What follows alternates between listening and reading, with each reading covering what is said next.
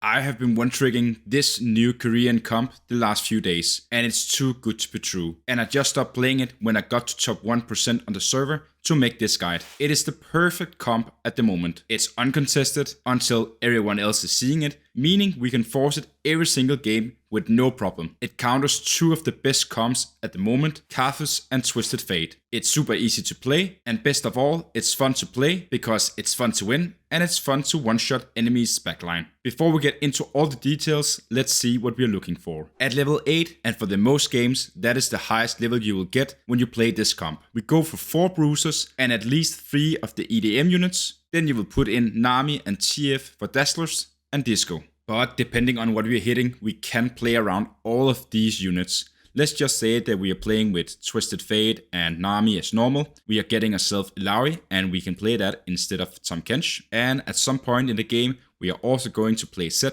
but more on that later. We do also have situations where we want to play Bard, and there's also situations where we're playing even Ziggs and Lucian, but we will talk more about that later. We do always play these 3 Bruisers, and the last one is usually Tahm Kench, Olaf for the early game, and later we can pick up Ilaoi and put that in instead. Even this is what we are looking for at level 8. Most of our games will be played at level 7. This is doing 2. This is a reroll comp where we want to have Lux and Zed to 3-star. And our headliner will always be Lux, no matter if it's an EDM or a Dazzler trait. Lux is also the most important unit to get to 3-star, and if we have the option, we will always also go for Zed, and even in some cases, we also go for Jax and get him to 3-star as well. When it comes to items, we will always put AP and healing items on Lux. We will put the tank items on Zed and Zac. And we do also want some sort of anti-heal and magic resist. That should either be in the front line or supporting us from the back line. Lux is our main carry, and that is why we're looking for items for her first. She wants 2 damage items and 1 healing item. Deathcap,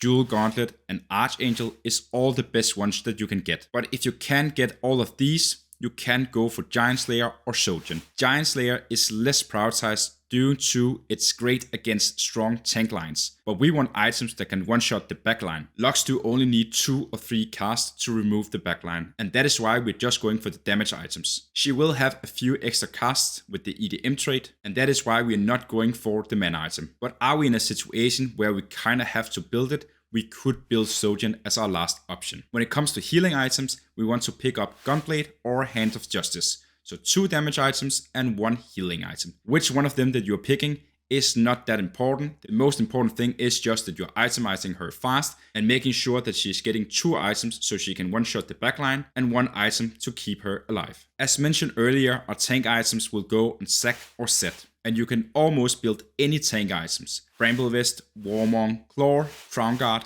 Heart, Redemption, or even Stoneplate. You can also go for Sunfire Cape and Spark.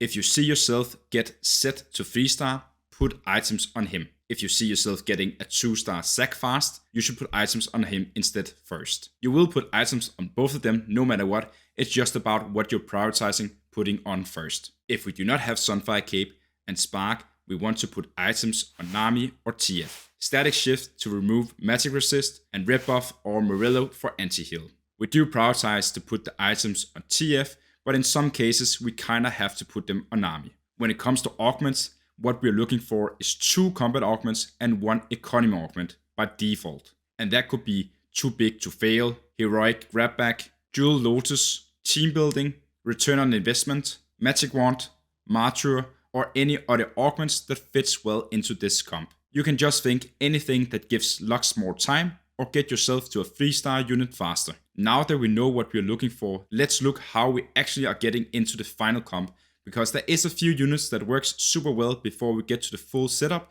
that we don't really play in the final comp. We will start off the game by playing the strongest board that we can. Meanwhile, we are starting building up our economy. We do almost never go for a lose streak, but more prioritizing to keeping our health high and our economy strong. In the best case, we're playing around Disco and putting items on Nami as the item holder. We will of course keep a Nami for later when we want to swap the items over to Lux. Headliners that I usually pick up is Nami, Tahm Kench with Bruiser trait, Gragas, or anyone that fits well with the other units and the items that I already have. Every time we see one of these units from the full comp, we will pick it up to put it on our bench or get ourselves a 2-star.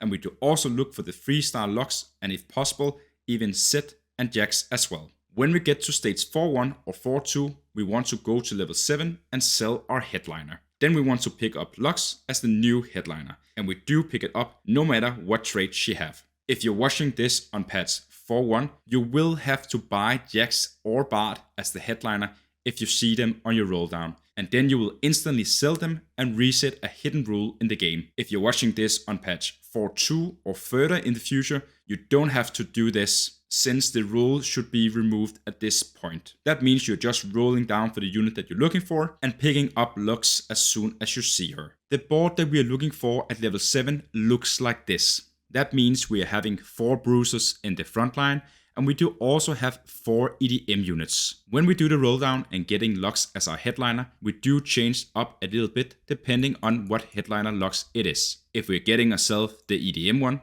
we do not have Dazzler by default, and that means we have to take out Set and put in 1 Dazzler unit. That could be Nami, Bard or Twisted Fate. And then you have to play around these 7 units till you're getting Lux to 3-star or even Set if possible. I mentioned before that we could also go for Jax to 3-star, but that is only if the game are giving us that option. The same kinda goes with Set, but we are more looking for a Set 3-star than a Jax. On the other hand, are we getting ourselves a Dazzler Lux, we don't play Nami and we're just keeping the board as it was before. Then we are playing this board till we're getting the 3-star units and going up in levels. When I get to the point where I'm level 7 and I have to do the roll down to see if I can find the headliner that I need, I usually roll down to around 30 gold to stabilize my board, and from here building up to 50 gold again, and then roll every time I'm above 50 gold. When I hit Lux to 3-star, I see if I'm close to get Set to 3-star as well. If I am, I'm not going level 8 straight away.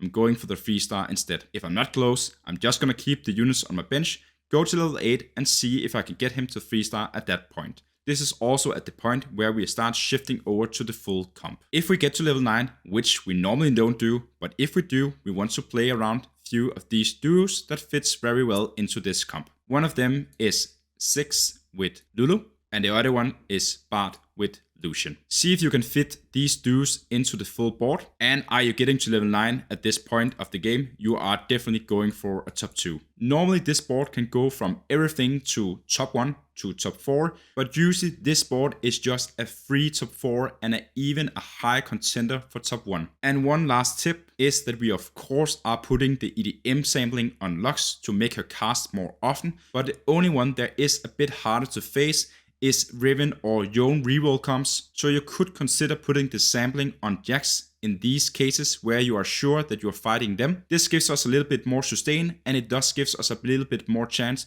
to win those fights. You could also just be fine going for a free top 2 if you can't win against those comps. If you want to see more guys like this, consider subscribing. It's free and you can always change your mind. Thanks for watching, and I'll see you in my next guide.